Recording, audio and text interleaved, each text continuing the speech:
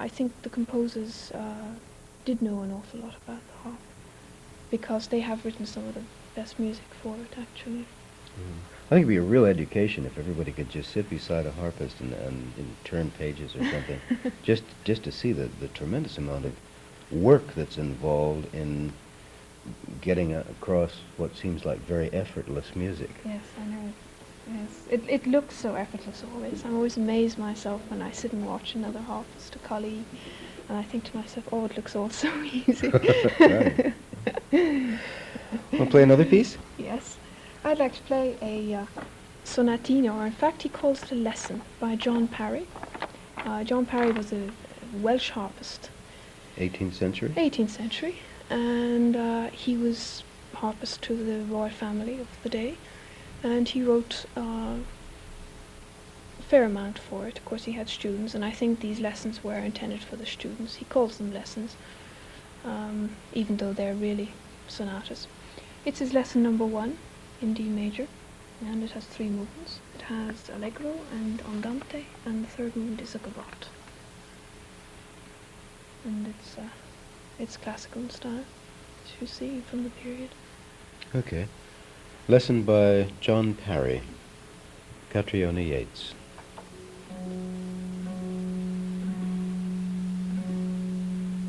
I was going to ask you about tuning. I'll ask you about that afterwards.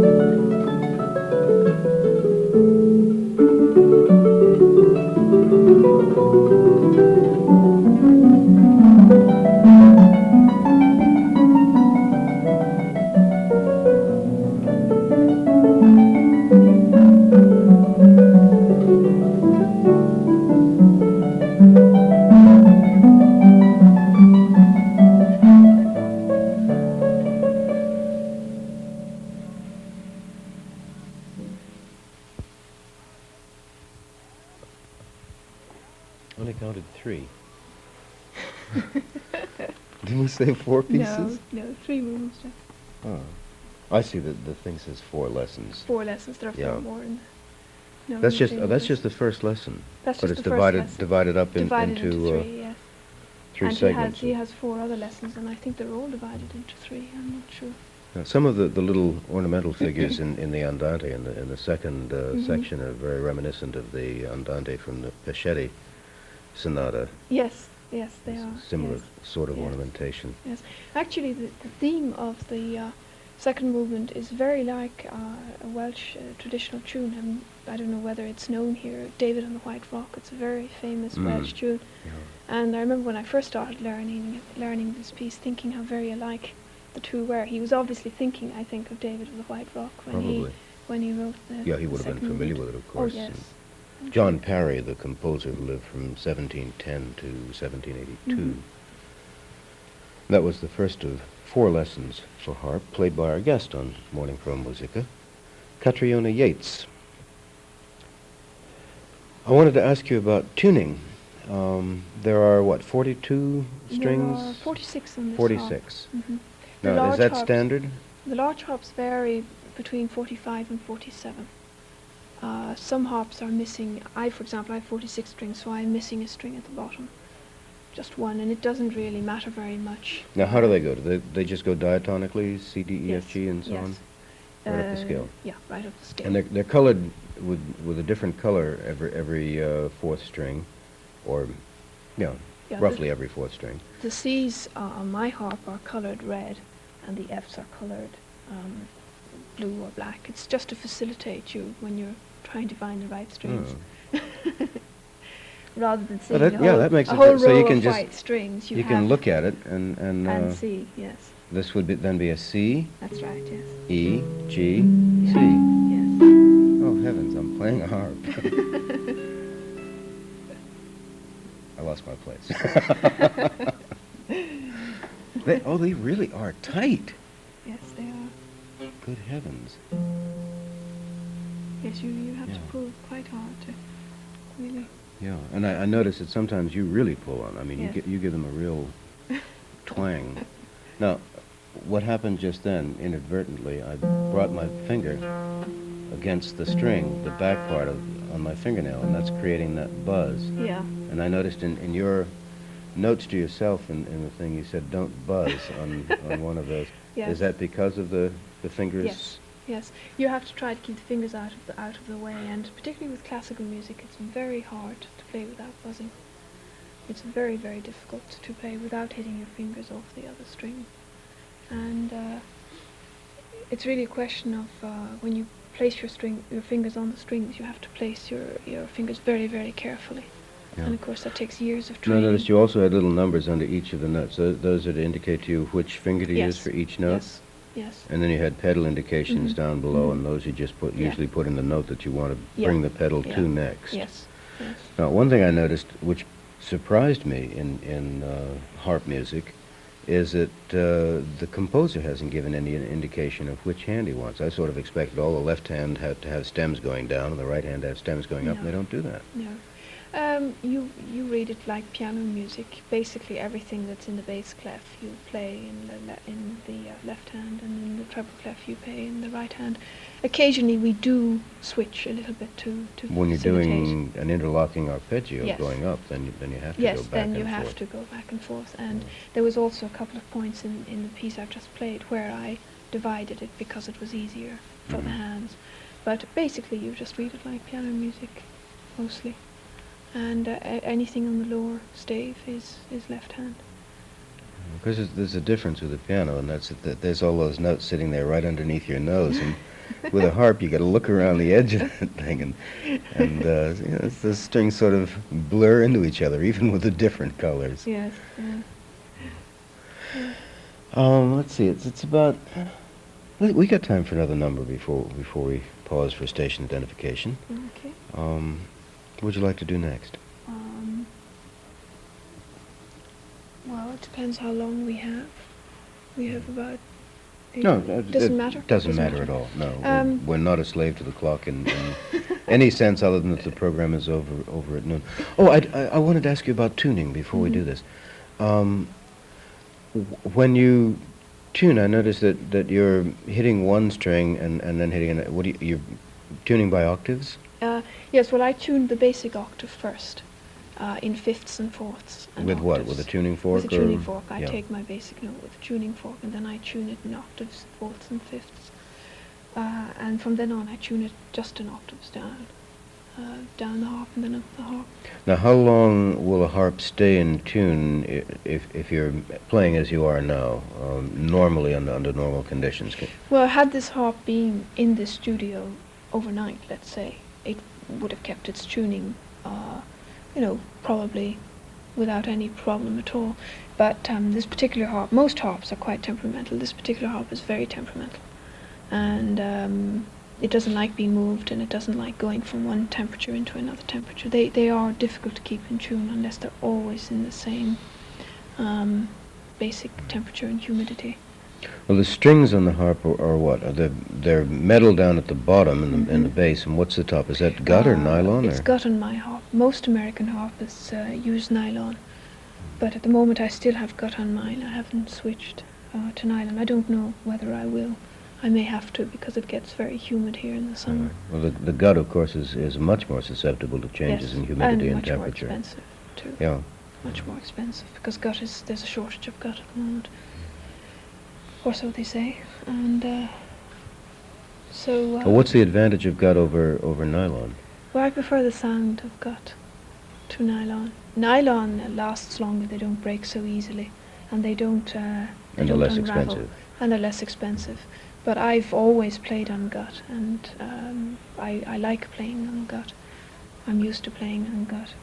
I prefer the sound of the gut strings too, I must admit. I think they Could have a you more say pleasant what the sound. difference in sound is? Is Well, that possible? I think on the nylon strings it's a little harder to produce a really beautiful tone. I think the tone of the nylon strings is inclined to be a little Harsh? Or, No, yeah? harsh isn't even the word, just a little harder than the gut strings. Uh-huh.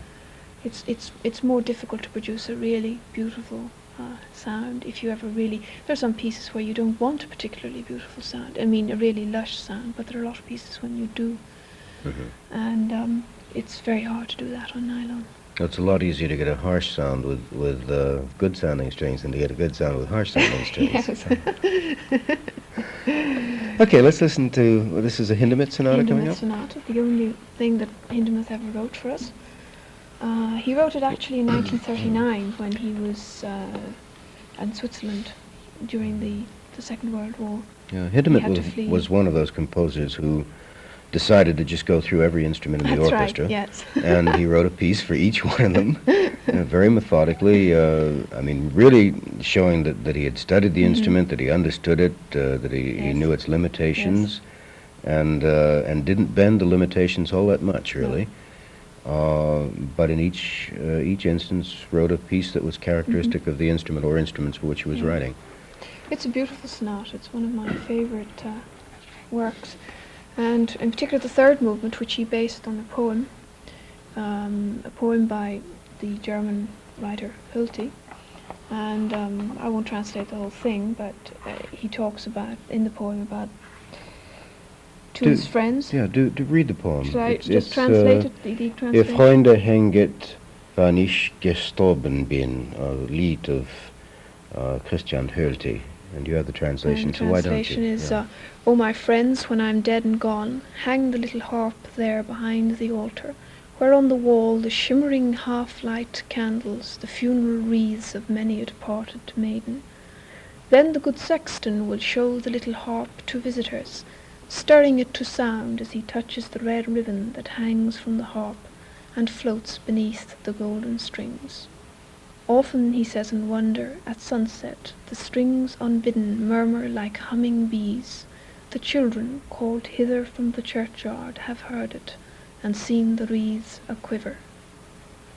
And the third movement is based on that poem. He used it when writing that particular movement. Okay. This is Sonata for solo harp, written in 1939 by Paul Hindemith, played by Caitriona Yeats.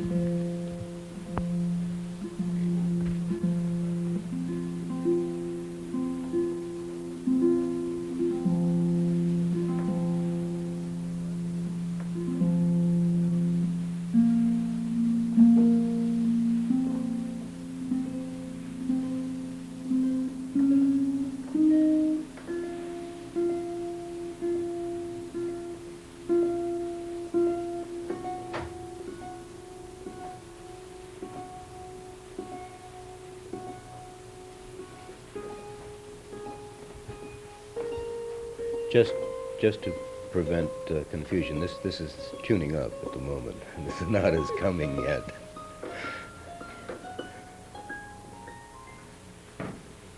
Okay, here we go. Here's the sonata now.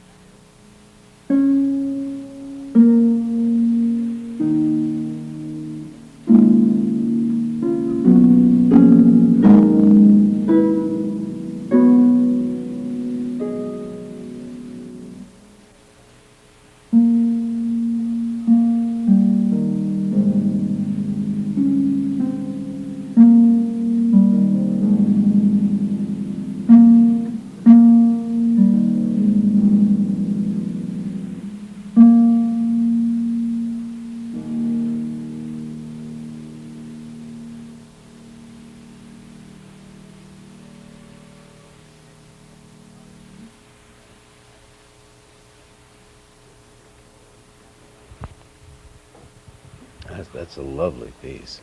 Yes, it is. You really have to stretch to get those bass notes, don't you? Those are a long way away from you. Which is why I have the middle-sized harp. If I had the full size, the 47-string harp, I just wouldn't be able to reach anymore. Yeah. Some of that is reminiscent of Debussy, like the first two measures of the third system in the third movement. Yes. Yes.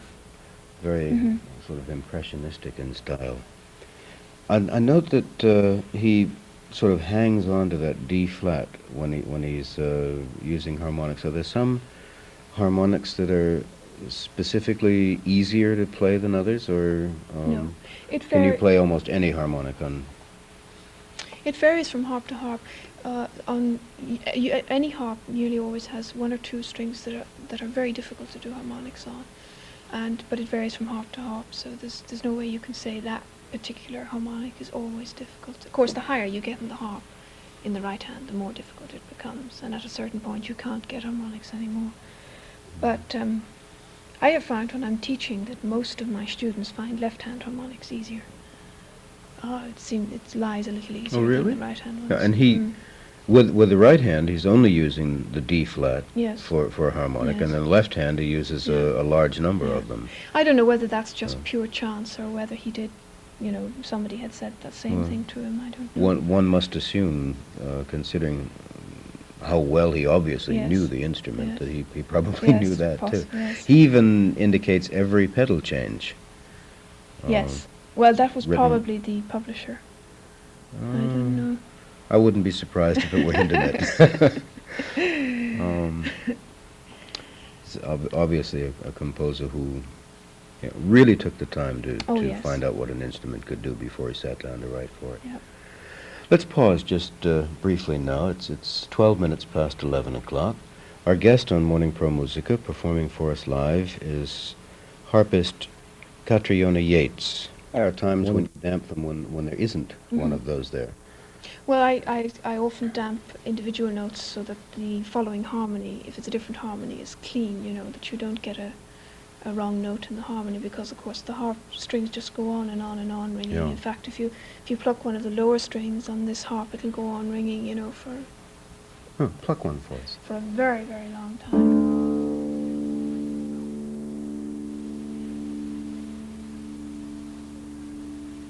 Yeah, you could play a lot of notes while that was Yes, going. and it'll just yeah. go on and on and Yeah. on, and there'll be something making, keeping the harmony from being clean. So as often as possible, I damp when I think it's necessary.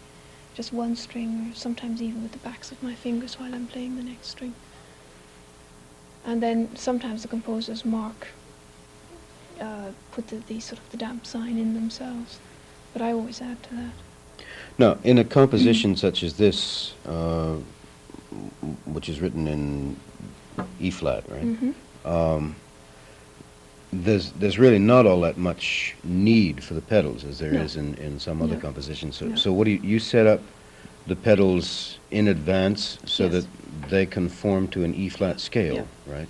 Yes, I just flatten the the harp is tuned in the key of C flat major, so I just leave the E and the B. Oh, and that's the right. A It's in flat. C flat. Mm-hmm.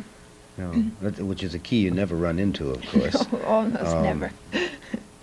See, it's in C flat because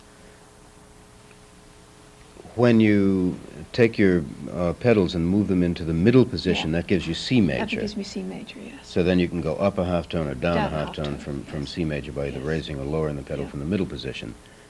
So what you do for an E flat composition is you take your third pedal Yeah. from the left and I take my flat that.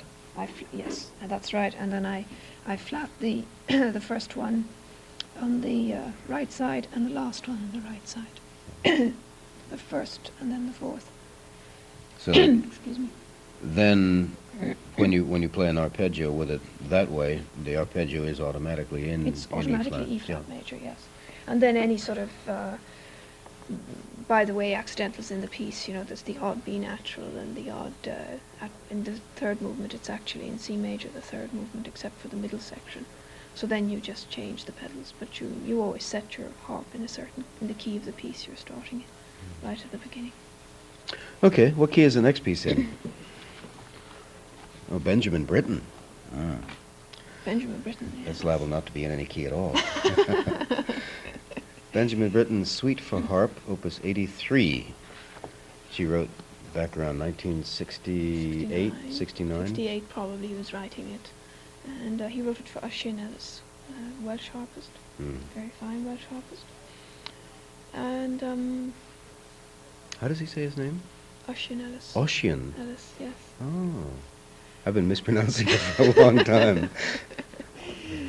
And it has 5 movements: overture, toccata, a nocturne, a fugue, and then the 5th movement is a hymn with variations on it. It's based on a very well-known Welsh hymn tune, St. Denio. Whenever I play this for a Welsh audience, they all immediately sit up because they recognise their Good. favourite hymn. Okay. And it's it's a tremendous addition to the harp's repertoire, this piece. Tremendous. Really, I think it's a major piece in the harp repertoire nowadays. Suite for Harp, Opus 83 of Benjamin Britten, played by Caitriona Yeats, live on today's program of Morning Pro Musica.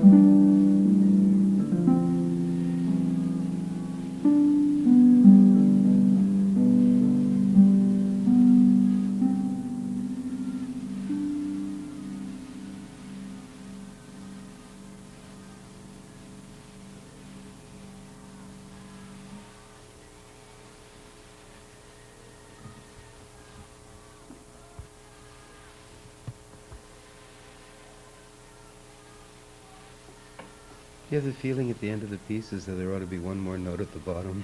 Yes. Sort of inconclusive. You wait for that boom. It's not there. I was all set to turn the page and see if there was one note on the other side. In the nocturne, I noticed at the beginning of the right above the first measures, there's a little indication with some lines and circles. What does that mean? It's the plan for the pedals. That's, rather than giving you a key, he's a key signature, though he has put a key signature on it. These are the 3 pedals and those are the other 4. Exactly, No. yes. They're just as they look on the harp, and then anything above that crossing line, anything above it is flat. The ones actually on the line are natural, and if it was beneath the line, it would be a sharp. And we use that all the time. We use it in orchestras too. You put it all over your music so that you know exactly what position your pedals are in if you have to start suddenly or quickly somewhere. Yeah. That's very clever. It's graphic. You can just look at it and see exactly and you see what it is. immediately. There's no problem. Now, I notice also on the nocturne you penciled in the Song of the Nightingale. Is that just an indication to you of how you think it ought to sound, or is there some specific reference there? Well, no, when I was playing it, I looked up the term nocturne, and I do think, actually, that in a way it sounds a little bit like a nightingale. It has that sort of very, very fine sound that a nightingale has. But it was just for my own reference, really. Yeah, I love that run in the nocturne in the third system. From the diminuendo. Yeah. With that. Do just that little section. That's so delightful.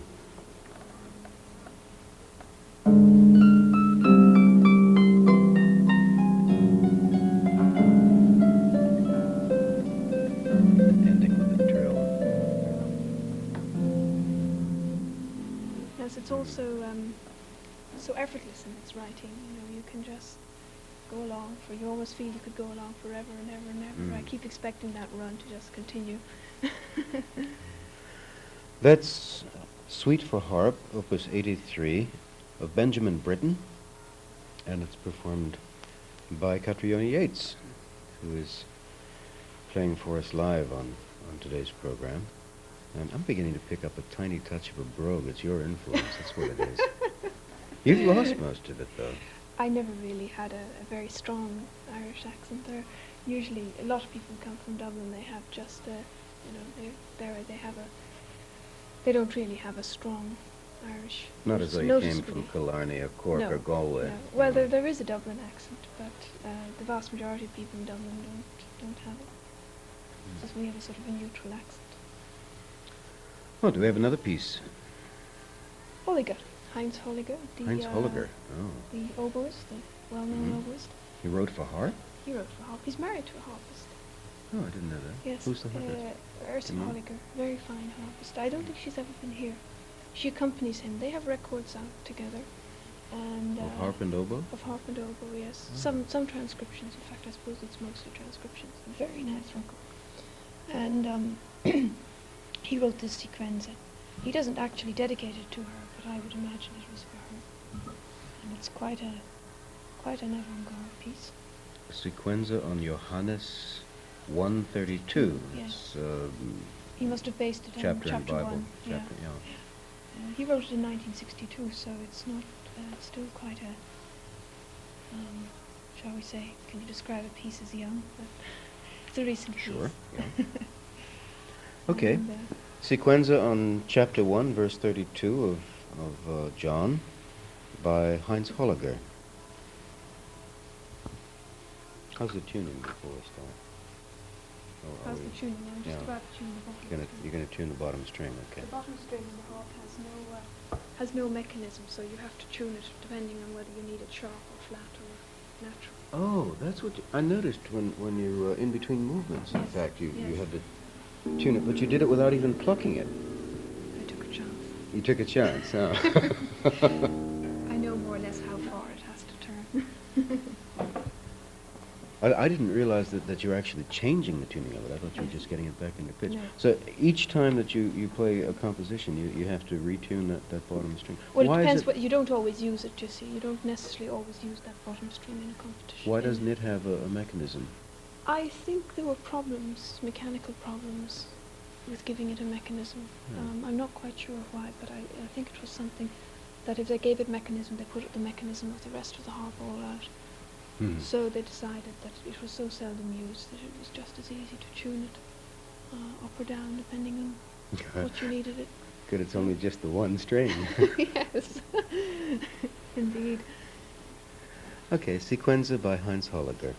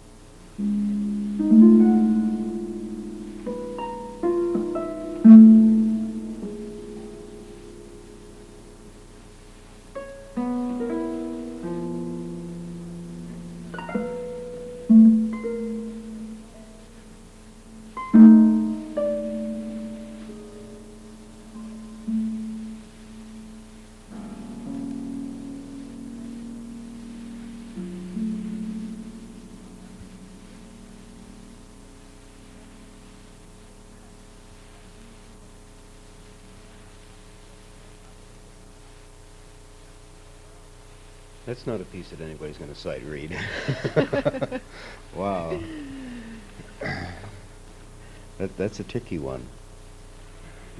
Well, it is, but once you know, once you've done it a couple of times, that sort of piece of music, it's like anything else. You get a facility at doing it. It was one of the things that when I was studying in Holland, they placed great emphasis on learning the music of the time, the avant-garde music as well. So every student had to do a certain amount, and so you get a lot of facility in doing it. Yeah. Now, did he specifically state that you should use the tuning peg itself for the single string glissando in that? Yes. Yeah. Yes. Yeah. Since every harpist happens to have one Happens right to there. have one. It's the Yeah. easiest thing. But on one of the other glissandi, you used wax paper wrapped around a miniature yes. screwdriver? Is Yeah. that what that is? It is a screwdriver, and I just put plastic. I put one of those, those plastic bags. That's on just to them. give us a glissando on one string with that. It wasn't really glissando. It was a sort of a in between the strings. You're hitting off two strings. Tremolando. Yeah. Trill. Or, Yeah. And he didn't actually specify a screwdriver. He specified something else, but this makes exactly the same effect. So it's less harmful to one string. There's more and more of that now in writing. Yes. Yes. Doing there unusual is. things, Oh, yes, putting paper yes. between the strings and various things like that. And they used brushes on it, and there was a piece I played in Israel when I went to the competition there where you use percussion sticks on them, all sorts of things. So they're experimenting enormously. The present day composers, they really are experimenting with the harp tremendously. Well, they are with practically all instruments now. Yeah.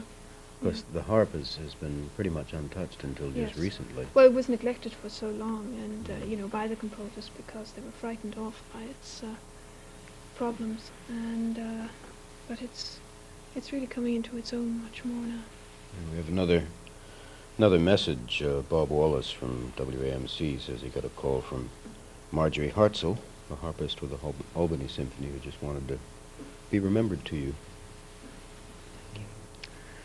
We have 7 minutes left. That's time for another piece. Do you want to play another one? Piece? Yeah. Yeah.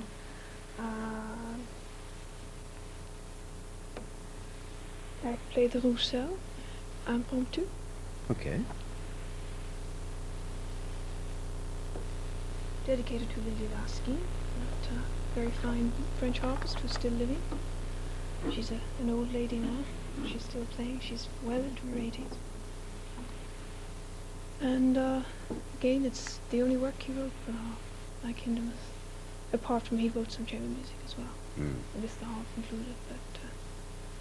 Yeah, we heard a lot of music of Albert Roussel on yesterday's program, yesterday being the anniversary of his birth. He was born April 5th, 1869. And so I think it's appropriate that we end up today's program with Roussel as well.